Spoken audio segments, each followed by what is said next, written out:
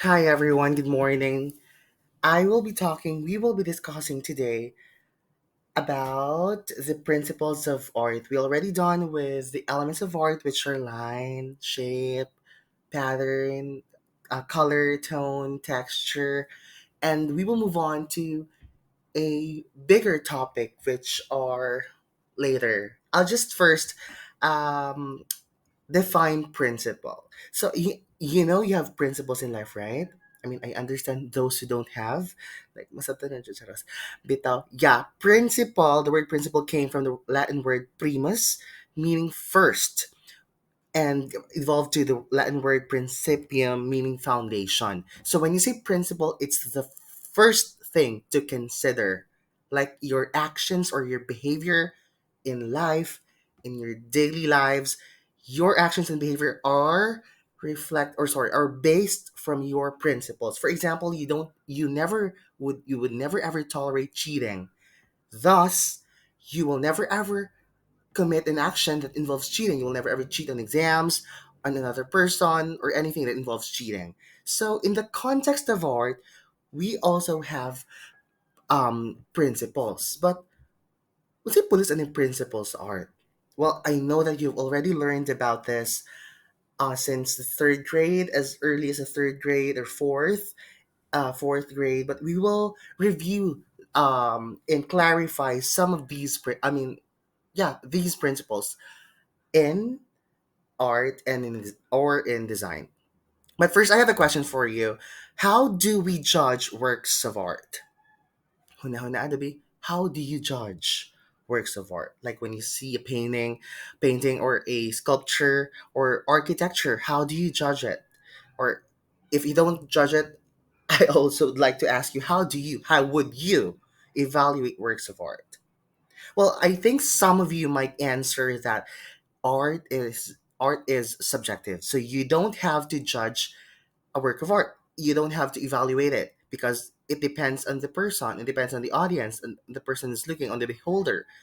It is open to or subject to multiple or different interpretations or perspectives. So there's no correct way to evaluate a work of art. There's no correct way to declare that this kind of artwork or this artwork is good. Now, naging mga judges sa atong mga kinabuhi. And most, in the context of art, um, ang atong mga judges in the context of art, kaya ang mga, of course, artists, they want to evaluate, they want to scrutinize, they want to judge works of art. And these artists or experts in the field of art have created a criteria. Of course, kung mag-judge ka, dapat naka-criteria. No, kaya kung mag-judge ka, diha, ayun na lang, Jude, kay Mora, char lang, because moving on, yeah, these are the principles of art or the criteria to judge art. But these are not the exact criteria because, again, we cannot objectively evaluate art. But these are the closest. So, ang pulos aning principles is atong i-judge. Unsaon pag-judge a works of art? Muna siya. And unsaon pag-judge a work of art using principles? You look at the visual elements. Unsa itong elements? Line, shape, pattern, etc. And you look at how they are arranged. Okay? Let's first talk about contrast. This is the first principle, contrast. When you say contrast, from the Latin word contra, against, and stare, to stand. So you are going to compare different or dissimilar elements, like lines. You're comparing the lines, the curved lines, to the shapes drawn in the artwork, or the colors and the texture, everything, every element that are different. Okay, you look at the elements that are different in the in a work of art, and these elements should be what they call this. You should These dissimilar elements are positioned or in a juxtaposition. When you say juxtaposition, two different things are placed beside each other so that you will be able to directly see their differences. Muna siya ang contrast. Sa'yo laki na siya, ako lang gi-breakdown ng ay para masabtan jud, no? Kanang third bullet, disregard that, okay? Disregard. That's wrong. Totally wrong, okay? Sometimes it's correct, but it's not the only one that's first one noticed. Although maka-notice mo gid ka nga, this one is different from, for example, this side of the art is different of, the left side of the art is different from the right side of the art. Manotice mo gid mo na siya. Mo na siyang contrast. But there's also another way, another thing that's first noticed, and that is emphasis. We'll talk about that later. Now, this is an example of contrast. Unsay na contrast ani? Obviously, ang black and white na color. It's light and dark contrast in Notan, a Japanese form of art. So obviously, dili lang ang white imo makita, apil ang black. Dili lang ang black imo manotice, apil ang white. Because again, according to Albert Einstein, there is light because there is absence of darkness. There is darkness because there's absence of light. Correct ba kung citation? I hope so. Anyways, well, that makes sense. Even if he didn't say that, that makes sense, right? Manotice gyapon nimo ang black and white. Now, let's move on to this. Starry Starry Night. Unsa ang gi-contrast ani nga duha ka elements or two groups of elements? Okay, di na ko ipatugin ha para mas kuan naman siya video lecture naman ni siya, di na ko siya explain kay wag di mo gyud man magdiya. Anyways, ang gi-compare ana nga mga groups of elements ang naa sa taas, ang sky, very bright stars, very bright clouds, very bright sky. Ang lower portion is ang earth, ang land, very dull, very dark, very creepy or something like that because it's during the night. Muna siya ang gi-contrast. Okay, sa color scheme niya. Darker ang lower part, ang upper part is brighter. Next is this one. Unsa ang contrast? Obviously, ang colored nga red, ang colored part which is colored red, and the black non-colored part which is the black and white part. But still, question is, unsa ang manotice ninyo? Kana ra bang colored red? Ang colored part? Kana ra ba ang black and white part? No. Obviously, ang red nga part is it's very bold, it's very bright, it's very catchy. Basta makatch yung attention. Ang kanang black and white, of course, manotice kaya po ninyo because it's unusual manggod sa digital. This is a digital art, by the way. Digital art. It's unusual sa digital art nga na black and white. Colored man gid ang gusto, di ba? Kaya para maka-attract to attention. But again, because it's unusual, manotice gini mo siya because it's unusual. It's new. And dili po di mo matambunan ang fact nga na ay red dira because it's very bold, very bright. So ang contrast again is duha ka elements or groups of elements nga ilang place in juxtaposition. When you say juxtaposition, put beside each other different elements or groups of elements. Moving on to emphasis, kanipod. Noticeable yapon siya. First one notice, pwede yapon na siya. Emphasis means from the Latin word en, meaning in, and feigning or fining, to show. So you're showing something. Now, if you show something in an artwork, of course, dili pwede nga daghan kay mong i-show. Kaya of course, not reader, ang audience, ang beholder, libog na siya asa tanawon. Dili na siya ganahan because wala yung more interesting part. So dapat naka-i-show nga dominant part sa imong artwork, which is ang center of attention or center of attraction.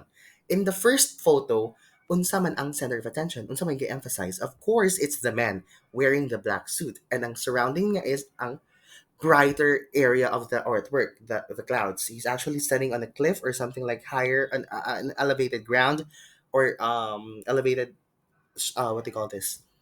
Structure of rocks. And then sa second picture kay ang sunset. Nga, na-surround yapon siya sa dark clouds and dark sea.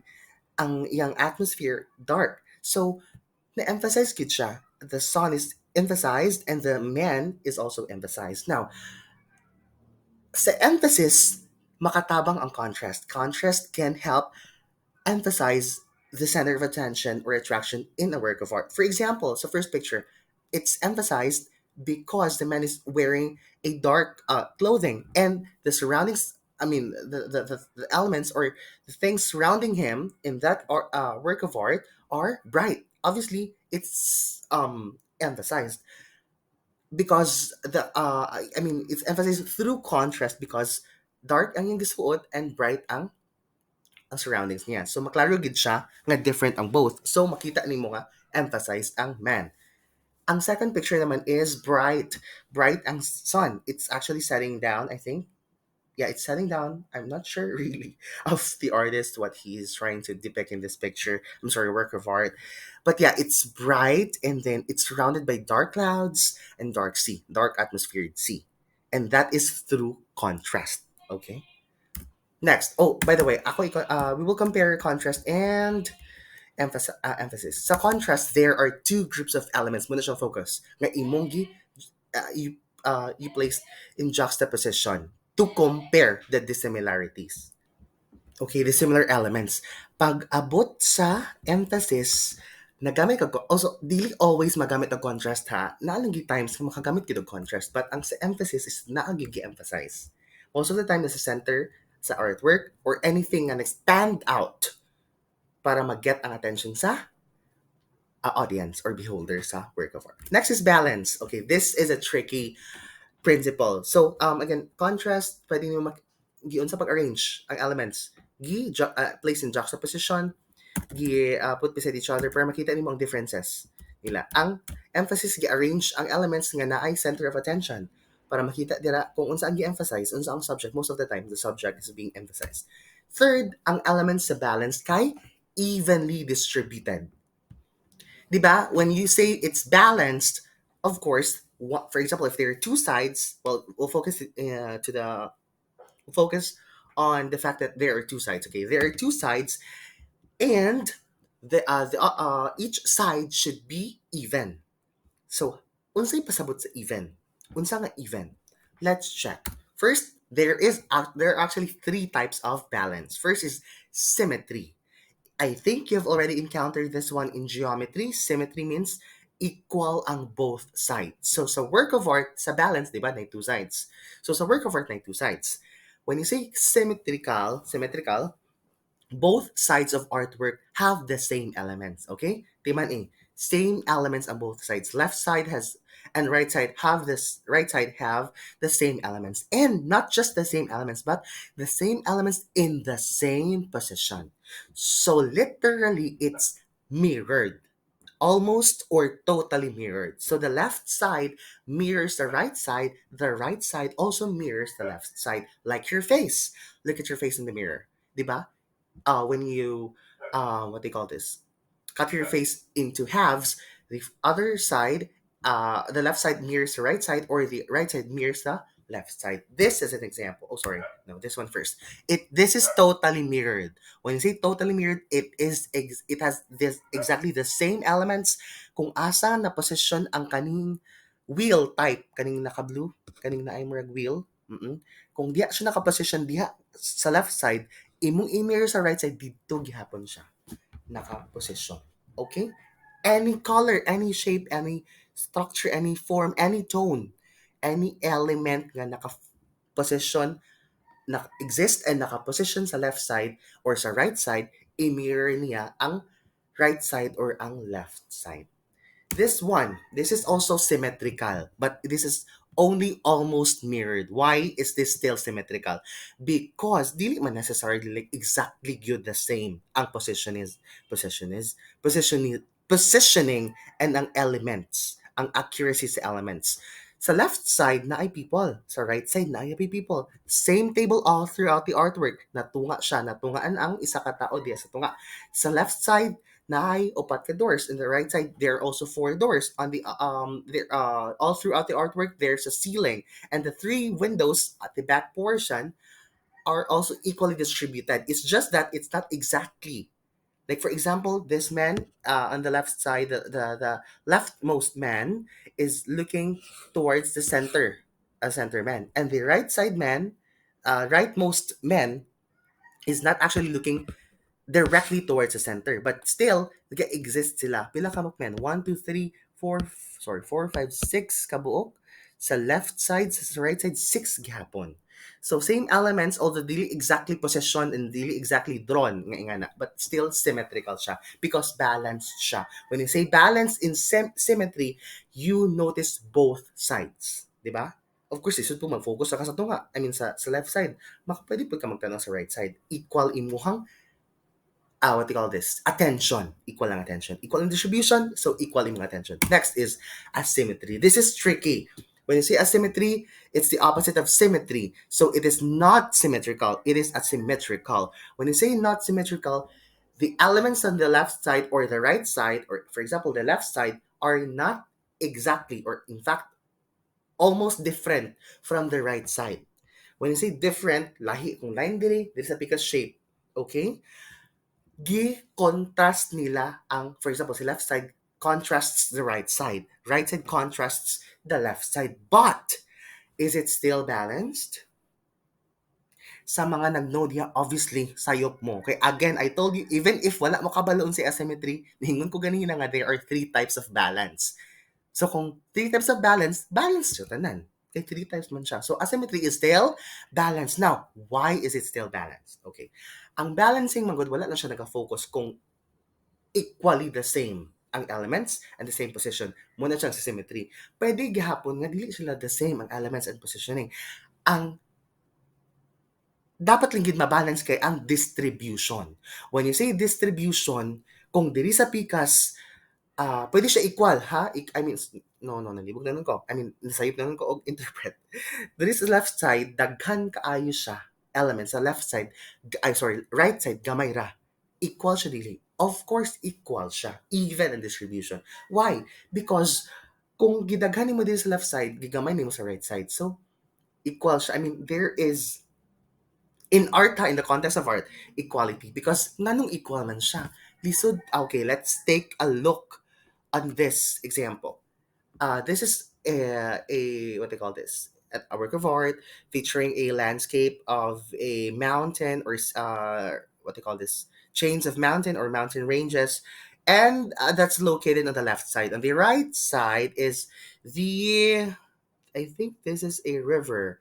I'm not sure, any body of water. Okay, that's the focus on the right side. But question, ang inyo ra ba din manotice ang left side, which is full of mountains? Dili ba din manotice ang naay body of water?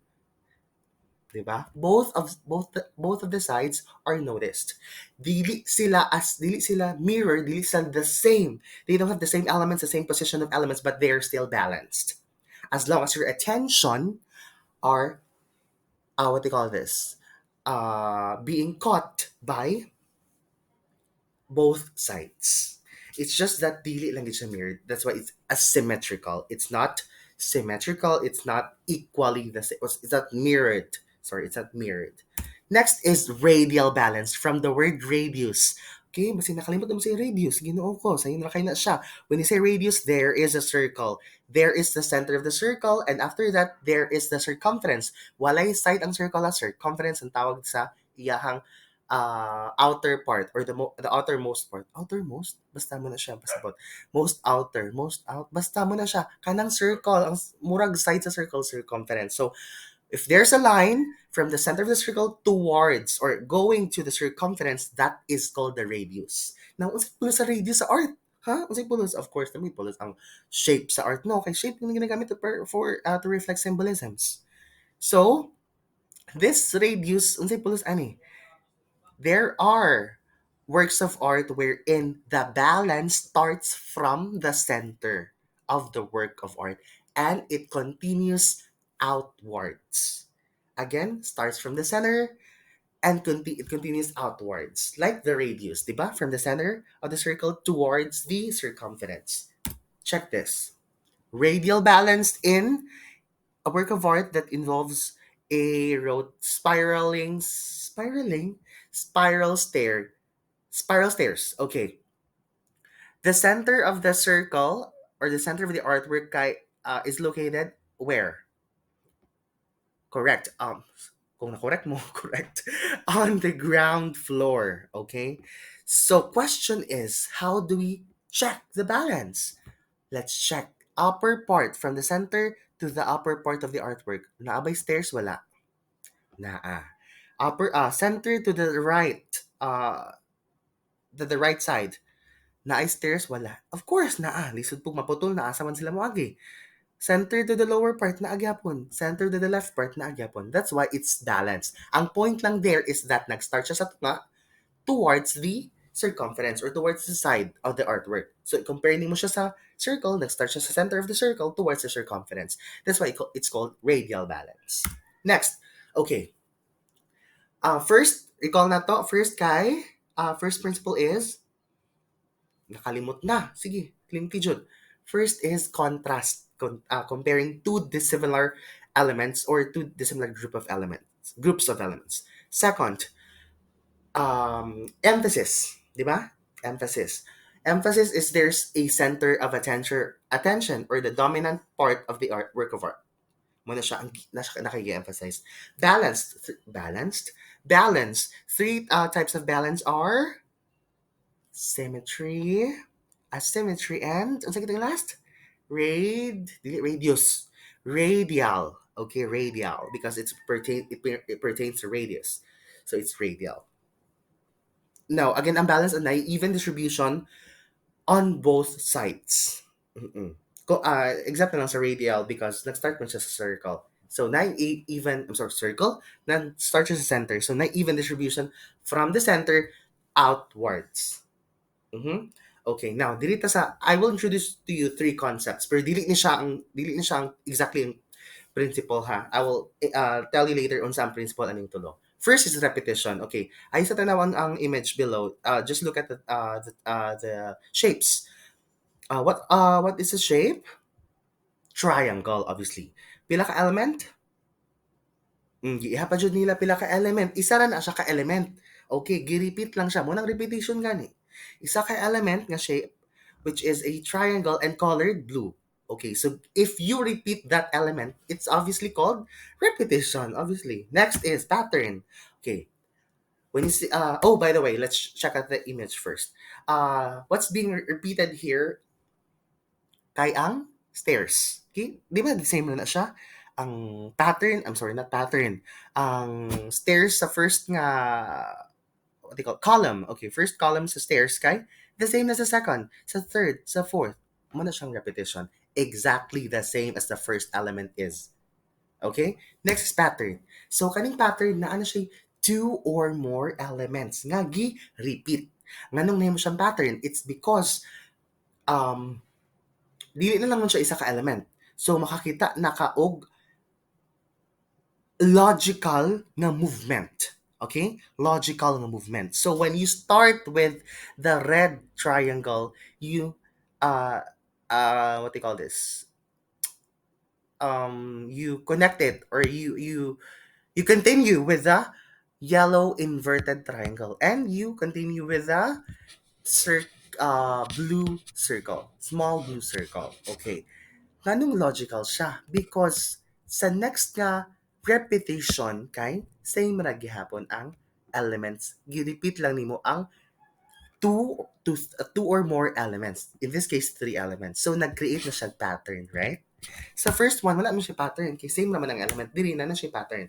For example, sa image nawa, di ba? Na pattern.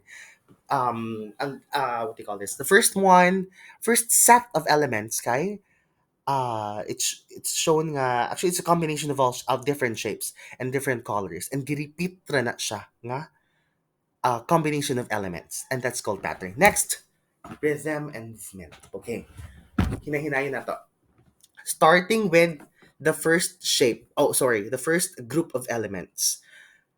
Okay, by the way, let's check kung unsa ang the same. All throughout the rhythm or movement kuno, unsa ang the same. Ang the same ra ana kay ang obviously ang yellow or unsa ba na sa yung side, dark yellow or gold something. Basta kana nga shade of color nga triangle nga naa sa lower part. Lima na kabok, di ba? Same na siya. Wala gina siya nag-change. Bisag unsa pa na og kanang pattern diha. Next one, oh, kana na siya nag-stay by the way. So, first group of elements, ang triangle nga yellow circle, orange circle and a sky blue inverted triangle and on top of the inverted triangle is a smaller circle, smaller orange circle. And then nibalik siya sa ikaduha nga element, ikaduha nga element which is the orange circle and nibalik sa first na pod. First, which is the yellow shaded triangle. And the next one is nibalik siya sa same nga position Smaller ang size, same size, which is this which is the same size as the second element, which is this orange circle after the yellow triangle, but the shape was changed. It's already, and the color as well. It's already square and it's already colored red.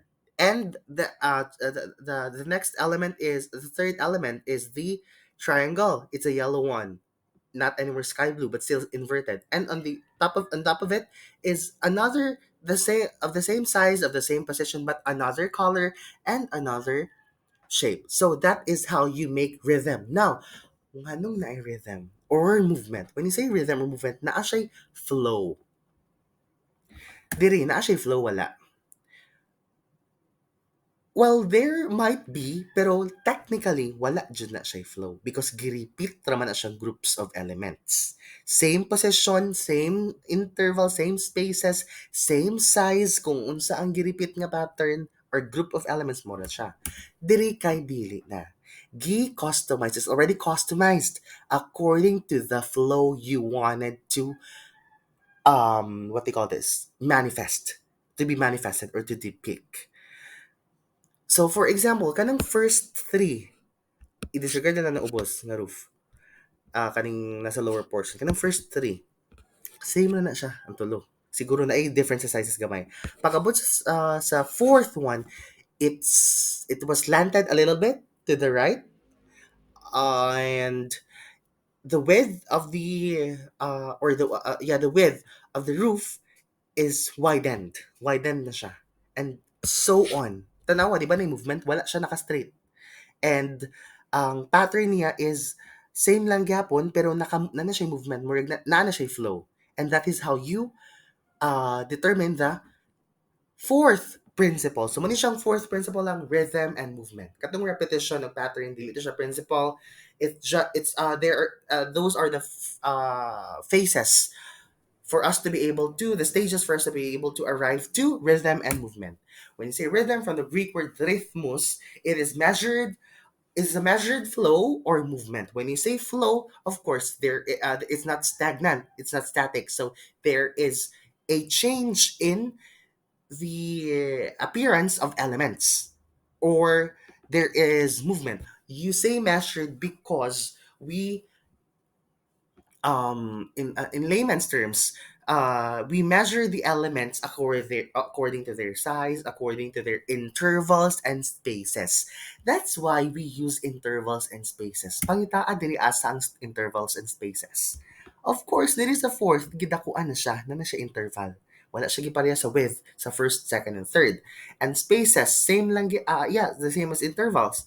Na widened ang space sa subsequent nga mga roofs or roof na natong tawagan na wala ta daw sa technical term or name ana, so wala siya sa subsequent nga mga roofs, nagyan po different intervals, and as long as it creates a flow, depende na sa imo unsa nimo pag-make sa still visual. What do you mean by still visual? Wala galiyo ka visual in what do you call this, nakapos siya, wala siya movement at all, pero naagi action, right? May action because there is again flow or movement. We are this example. Obviously, the second picture not getting movement because in reality that's waves. Those are waves, and waves move. Okay. All right. But the first picture, let's check. Sige, be. I'll give you 5 seconds, 5 seconds, 10 seconds to check kung unsa ang nag-move ana nga first, anong first nga work of art.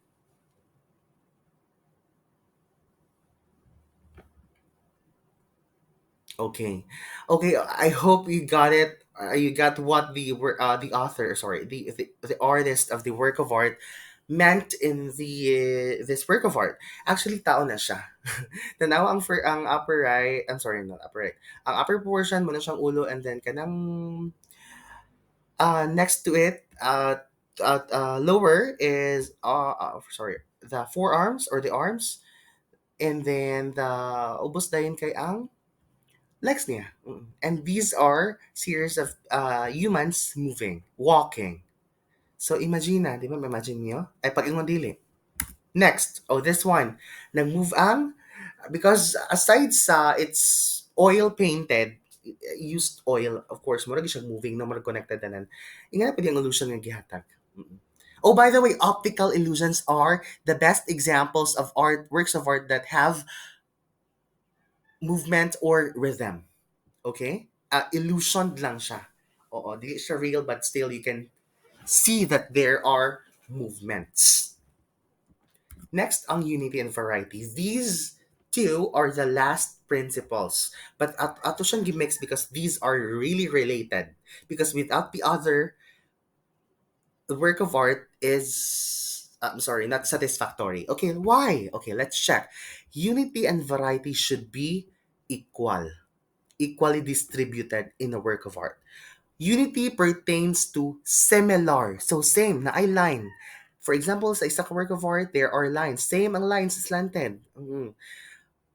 When you say they are similar, of course, they are harmonious, peaceful, tanawan, consistent, steady. But if your work of art kay puro ra siya lines, same tanan, peaceful, communist na siya. Charis.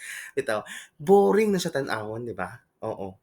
Unsaon pag-solve sa boredom sa work of art? Variety. When you say variety, you're adding different parts or elements aside from the existing ones. Para there's also interest. Your viewer, your audience, your what do you call this? Beholder will not be bored looking at your work of art because there is variety. When you say there's variety, there are different elements that are present. But when sobra ra pud kayo, when variety is too much, it could create chaos. Of course, when there are a lot of different elements, wala na siya unity at all. And it really could create chaos. That's why I told you earlier na variety and unity should be evenly distributed. First picture, unsa ang same ana? First picture. Unsa ang united? Unsa na unity? Which has unity? Okay? Okay, it has the same color exactly. Does this picture have the same shapes? Kinsay nag-ingon nga dili sila same shapes unsay pagtanaw nimo ana? Square, circle na tanan. Ang different lang ana kay ang sizes, okay? Next picture. Unsa ang naka-unite? Okay, ang size, they have the same size. Unsay difference ila? Unsay variety nga makita? Obviously colors. How about ang shape? Basi nag-ingon sa kilahi ang shape ha, same circle na siya. Oo, muna siyang circle. By the way, circle na siya. Next, this one. Okay. Does this have unity or not? Kinsa ingon nga wala, Charis. Because, okay, let's first talk about variety. Variety, of course, there is variety. It's not the same tables or coins lang tanan or bowls or fruits. Fruits pa na? I don't know. Maybe there's variety. But it's not chaotic, right? Ganun di siya chaotic. Unsa ang naka-unite sa iya ha? Sige. Check daw. Na isa ka element ana nga very important nga naka-unite ana. Okay, I hope you got it correct. Ang line. Okay, unsa ang line? Okay, let me ask you a question. Naabay straight line sa work of art? Obviously, wala. Nga ba? Wala lagi. Oh, wala. All are curvy or curved lines. So, muna siyang naka-unite sa work of art. Ing-anak ka-detailed ang art ha. Dili lang sa inyong una makita. Dapat imo siyang scrutinize. Muna kung mag-scrutinize ka, mag-evaluate ka sa work of art and awni mo ang unsay criteria gani sa pag-check or evaluate sa arts. Tuara na limtan. Principles ang criteria. Kung saan yung gusto riyan di ay principles, mo na siya itong gamiton para mag-evaluate sa work of art. Sa movement or rhythm, magtanaw ta kung na ba movement or rhythm ang work of art. That's another criterion. This one, unity of variety. Na ba siya unity? Na ba siya variety? Equal ba distribution? Yeah, ingana pag-check sa work of art. Pag-evaluate sa work of art. Next, this one. Obviously, united siya. Anong united siya? Same ang shapes. Same ang colors sa shapes. Same ang lines. Nganong naa siya variety? Obviously, na ay naka-bulge nga part or Basta mo siya bulge ng part. Mm-mm. But still connected lang gyapon siya sa existing elements na naka-unite sa ilaha. Next, this one, united. Sorry, does it have variety? Obviously, because different colors. United, obviously, because the same, the same subjects. Birds. Bird na? Okay. Mo to siyang principle sa? First again, kay, um, awan na limtan. Contrast. Next is emphasis, balance. What are the three types of balance? Symmetry, opposite of symmetry, asymmetry, and circle, radial. Fourth is movement or rhythm. Ayaw apila ang pattern o repetition ha. Movement o rhythm, gid na siya. And last kay ang unity and variety. Now, let's move on to phases of media production. This is actually in your module 10. Yeah, module 10. This is on module 10, 10th module. When you say media, anything that's there that composes of combination of audio, oral and video material. There is audio and there is video. That is media. For example, films, TV shows, commercials, news, um, music videos, kana siya. So when you say you produce, you create media or a medium. There are phases. When you say phases, there are stages. First phase kay ang pre-production. Okay, in the pre-production we have these tasks to do. Before the production, before the actual shooting, there are the things that we need to prepare. First is script writing. Without the script, obviously, while a story, while a dialogues, there are no scenes at all. Okay, next is location scouting. You need to find the best location for your content. Next is wardrobe. The clothing, the attire, the costumes should be properly selected that would fit not only your content but also your audience. Fourth is the production scheduling. You should always have your schedule because if you don't have one, then your work will be very messy, will be disorganized, will not end or will not be finished on time. Set construction. Okay, in relation to location scouting, I think that most, especially TV shows and films, are produced in studios, right? Not literally on in external or locations outdoors. The real life location. Part of even if wala siya sa real life location or outdoor location, these constructions of sets in studios are really brilliant because they, aside from the special effects that's being done in the post production, the set construction adds to the realistic impact, and it's amazing, brilliant minds of these designers, the set designers. So I mean, kudos to them. Kudos. Anyways, table read. Unsay table read? Kabalo mo ana? Okay, kung you're really a fan of a certain TV show and you stalked every behind the scene moment, I think you might have they call this encountered a their table read. When you say table read, they read na anay cast ha, dili ni sa audition. Na anay cast and there is already the script, most probably the final script, and they are practicing it on it while reading in a table setup. Okay, that's why it's called table read or the read through. Nakita mo scandal? TV show ng scandal. So, kita ang scandal. Oh my God, nice ka siya daw. Anyways, ito siya. Moving on. Production na ta. So, manatag prepare. We already in the point of no return. Okay, later to siya discuss. We're already on the stage, the phase of production wherein you produce the principal photography. When you say principal photography, the main scenes, everything, in fact, everything. You record the footages. When you say footages and say footage, video material, recorded video material. So, sa production, important thing is this is the point of no return. Why? Who knows what the point of no return means? Maybe you have an idea about this one? You don't? Well, that's fine. Okay, when you say point of no return, dili na ka mubalik. Mubalik from where? Okay, in case your production funding suddenly slashed, budget is slashed, nakuhaan, nga na. And of course, problema man jud ka ana, no? Because everything's been planned, and if there are changes, you need to adjust everything as well.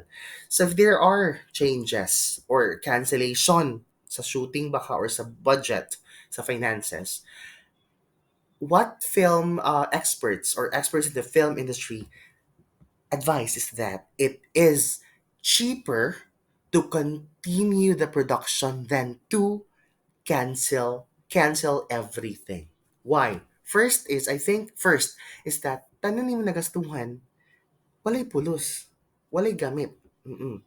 Second is kung mo continue ka, I mean dili ka mo continue, there are contracts baya ha in renting everything. So the contract still remains the same from the for example, day 1 until day 10. Sa day 5 pa mo, until day 10, bayaran gyapon na ninyo. Because of course, in business, na contract. And third po, namin gyapon chance of success. So, again, it's cheaper nga. It's less expensive na mo continue na lang kaysa mo stop mo. Next is ang post-production. Obviously, it's about editing the footages, mag-add kag SFX. Ano say SFX? Kasi kagamit din Adobe Premiere Pro. Okay, SFX refers to special effects. Kanang maglupad-lupad diha, kanang gikalit og bira, everything galihok na bangko. It's because of special effects. CC, closed captions or subtitles, and color exposure correction, the technical part of editing. Okay, manata sa media production na phases. First is ang pre-production, post-production, sorry, production and the post-production. This is on Module 11, Improvisation and Collaboration. Let's first start with improvisation. When you say you improvise, from the Latin word in, and that means not, and provisos means foreseen. So you don't know about it. It's not foreseen yet. So you don't know what's about to happen. That means you are going to decide on the spot. You're going to know it on the spot. You have no predetermined plans or practices or rehearsals. It is extemporaneous, it is impromptu. Gets? So actually the short term for improvisation is improv. Are you familiar with improv, especially in comedy? Improv. Kasi fan ani sa Spit comedy page. Dapat fan mo ana, Charis. Bita, okay. Sila they are practicing improv. I mean their work is improv. A lot of their works are improv. Example ani kay freestyling sa music, sa rapping, di ba? And of course, when you improvise, hindi siya improvise nga enhance ha, or innovate ha. It's about on the spot what do you call this? On the spot enhancement. Mm-mm. So this is on the spot. Enhancement siya, but it's on the spot. Wala kay preparation at all. Nala kay experiences, nala kay previous experiences, puti mong basis. But walay exact predetermined nga, what they call this, performance. And of course, your creativity will be really juiced out. Diya mo gawas imong creativity. Okay, improvisation in arts. How will you improvise in dance? Of course, walang predetermined choreo. Freestyle. I think you already know what freestyle in dance means. Music, freestyle gapon na siya sa rapping or kung sa jazz, very prominent sa jazz. They're improvising and also the blues, rhythm and blues, yeah, R&B, and then they improvise melodies, they create new melodies and they harmonize and it's amazing, right? Like Anyways, I'm a fan of music, that's why. Theater, but I don't know what to sing, ha? I could ha. Theater, they create spontaneous or new dialogues and scenes based from what do you call this? The existing scenes. Mm-mm. Impromptu siya. And so the audience may suggest on what they what these what they call this characters the cast would do. Visual. Okay, this is a very very very what they call this specific. Okay, in visual there is actually art. No, there are a lot of art movements that have improvised from the traditional art movements, from realistic movements or romantic. There become or there has been there have been new movements including futurism, actually abstractionism. That's part abstract expressionism. I cannot detail to you how the visual arts are being what they call this how you improvise in visual arts. Most common lang na improvisation kay ang brush strokes and experimental techniques. Wala ka nag-follow. You're not following the traditional way of making works of art. You are making your own. In fact, most Dadaism. Okay, let's go back to Dadaism. Katong urinal, fountain ang name sa work of art, and it's a urinal. Dadaism was a movement that aimed to provoke, to shock cultures that are what they call this, dependent on traditional works of art. 'Di ba? What kind of work of art in that context, in that context in that period? What kind of work of art is a urinal? What does it mean? Okay, it does not actually mean anything, but in the bigger picture, it means that the what do you call this? The artists that introduced or campaigned Dadaism, for example, the one who made the urinal sculpture, wanted to make something new out of visual arts, out of the traditional works of art. Mhm. I will be showing you, by the way, examples of dance, music, and theater and visual arts in terms of improvisation. I will be attaching them in the GCR post. So, check one of them. Nice kaayo siya ang ipag-improve nila yun. Especially may Mariah Carey, charing. Moving on, collaboration. This is the last topic. So, happy to mag 1 hour ang video. Oh my God. Anyways, collaboration.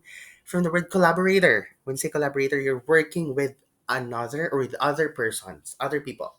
Why would you work with other people? Obviously, same og interest. Same og goal, same og background, same mo magkasinabot mo. And when you work with other people, of course, your creativity, your talents, your skills, your resources and perspectives will be combined, and your creativity will be much better and will be much more juiced out.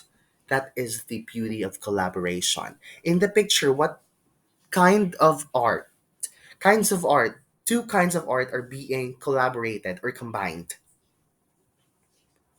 Obviously, by the way, unsa ni siya movie? Pitch Perfect, diba? One, two, three. One na siya. Oh, excuse me, one na siya. Ito. Ang i-combine na kay music and dance. Okay. How do you combine or collaborate? There are three ways. First is obviously combine dance, music, visual arts, and theater. These are the disciplines, interdisciplinary. Disciplines that are being combined, nag-interact ang different disciplines. But that's why it's called interdisciplinary. Cross-cultural. When I say cross-cultural, there is an exchange of culture. There is interaction of culture. And aside from the exchange, there should be understanding. So that is another way to collaborate, collaborating with people of other cultures. And then virtual, this is the newest form of collaboration wherein you can combine both interdisciplinary and cross-cultural. And what's much better, it's worldwide. It's everywhere. You can do anything digitally and with the help of those platforms and technologies. Mhm. And last part is, why would we collaborate in arts? Obviously, para atong goal ma-achieve siya. And pag ma-achieve atong goal and now other people nga we have success with, it, it's much more fulfilling, especially if we have the same culture, or you want to explore other people's culture, other cultures. Meeting halfway, right? Meeting halfway. And of course, your skills will be shared. And after the sharing of skills, you will learn and grow from each other. That is very, very beneficial. Beneficial. And of course, your creative synergy. When you say synergy, from the word sun, meaning together, and ergon, meaning work, you will be able to, aside from being creative na individually, your creativity will be juiced out pag yun, will be improved, will soar up to the highest because you're working with other people who have new ideas, better ideas from you. Of course, be humble. Okay, improvisation again. When you improvise or you enhance any work of art on the spot and collaborate, working with other people who have common goal as as you do. Mhm. Okay, this is the last topic, and you will be having a quiz. And I'll just send the Google Form quiz, and I'll also be attaching the videos. So please tan-awan ninyo. Thank you for listening. I hope ni abot mo diri. Kay basing uban natulog na or wala na gi-off, gi-close na ni nga link. Goodbye.